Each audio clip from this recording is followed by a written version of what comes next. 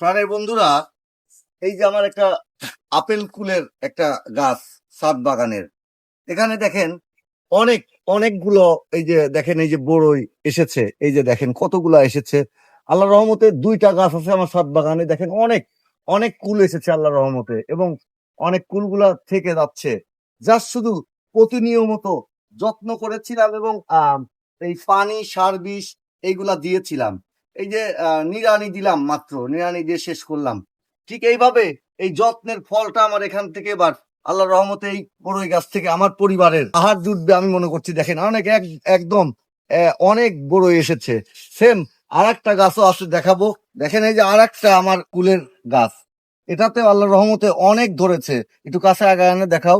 এই যে দেখেন এখানে অনেক অনেক কুল ধরেছে আল্লাহর রহমতে। এই গাছ থেকেও আমি এবারে অনেকগুলা আপেল কুলটা পাবো, শুধুই যত্নের কারণে আমার এই ফলনটা দেবে গাছ থেকে।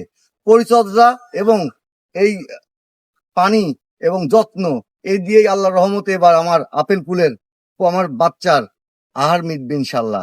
কেমন লাগলো ভিডিওটা সবাই কমেন্ট বক্সে জানাবেন।